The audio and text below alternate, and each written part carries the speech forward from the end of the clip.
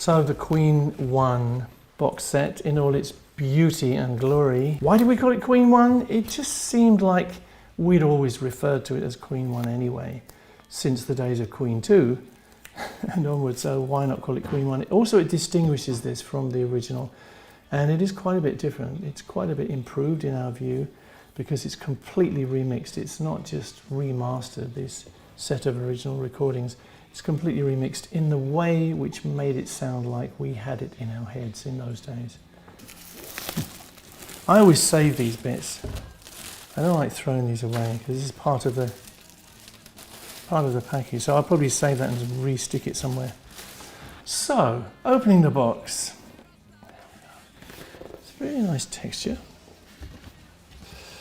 And the first thing we see is the Queen 1 vinyl. So this is my recreated version of the album cover, and it's very, very faithful to the original, but all digitally recreated. So there's a lot more quality, there's a lot more texture in here. The back we also completely digitally recreated.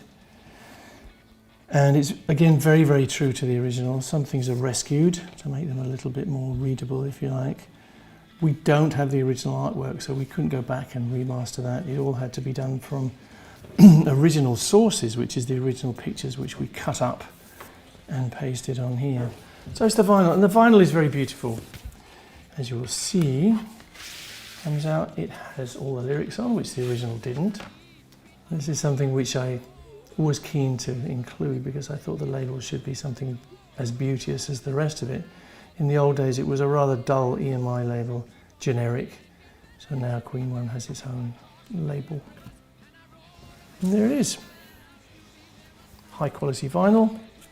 So here we have what you might call the core of the package, which is 6 CDs. Why 6? What's it all about? Well, the first one is the 2024 mix of the original Queen, in inverted commas, album. And it's the CD version of the vinyl. CD 2, this is the original Lane Lea sessions. And in a sense, it's a reconstruction of a demo which I have in my collection, which has the 5 songs on it. And these 5 recordings are the ones we took around to all the record companies to see if they were interested, and they weren't. And that's the story of this album. We love this. We love the way that our tracks and our performances sound in the Lane Lea studios. The chaps have remixed this as well, very beautifully. Again, cleaning up a little bit, because in the digital domain you can improve things a little, get rid of noise and stuff. But I find this very pleasant to listen to. Keep Yourself Alive, The Night Comes Down, Great King Rat, Jesus and Liar. So this is the initial seed of what became the first Queen album. Lane Lea Sessions. CD 3, this is called Sessions, and this is the result of our chaps, Justin and Chris and Josh, going back into the original multi-tracks and finding things which we didn't use on the album. And it's really interesting. So this is what the album might have been like if we'd made different decisions at the time. You find different guitar solos, different vocal takes, and the chaps have been very, very skillful in weaving them into something which actually makes sense as an album. So you can call this an alternative Queen 1 album, if you like. Queen 1 Sessions, we call it. And you'll also hear what went on behind the scenes, in a sense, because at the beginning of the tracks you hear us arguing, talking, discussing, tuning up, having a laugh. So you're very much in the studio with us when you're listening to this Sessions thing. CD 4 is Queen backing tracks, basically the tracks without the vocals, so you can use them as karaoke if you want. Have your way with them. Without the lead vocals, and generally without the backing vocals as well, I think, although in some cases I think some of them are on there to help you through. CD 5, this one says a BBC recording, and this is a collection of a number of sessions that we did for the BBC in those very early days. One of them before the album came out. In some cases these are specially put together tracks, so they're kind of half live and half using the tracks that we were putting down in the studio. Two live sessions in different ways, in a sense. They were put together specially for the programme, and this is the first time Queen's music was ever heard on the radio. And then here we have Queen Live. This is a collection of live takes, and the idea initially was to do a live version of the whole album. Not quite possible because we never played The Night Comes Down live, but a lot of lovely, good quality live recordings came from the Rainbow, March 1974, so you'll find quite a lot of these which correspond to the album tracks. But there's a few really nice extras here. There's Hangman, live in San Diego, which we never have released on any kind of record as far as I know, but it was an early staple of the Queen set.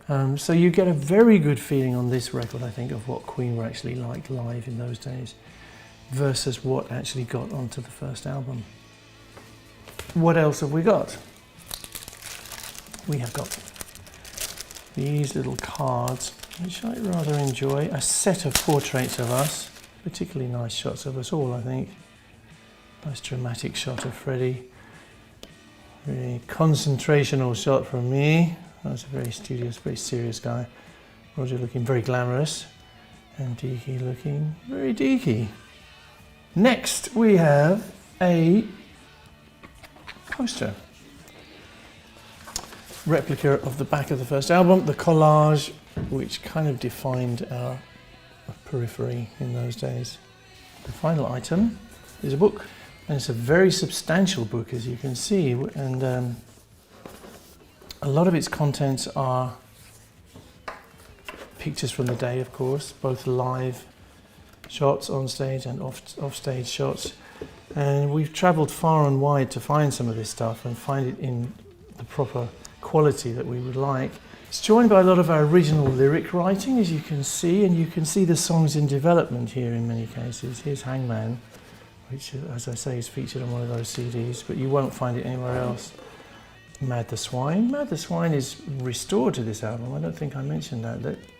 That was supposed to be on the original Queen album, and at the last minute it was taken off because Roy didn't feel it was up to standard. And I think people thought the album was too long or something, but for this release, Mad the Swine is restored back in there. All shiny and gleaming and beautiful. A nice little song from Freddie, I think. And some artifacts from the day. Posters, flyers, invitations to the Queen concerts. And there's a lot of history in here, built around the memorabilia.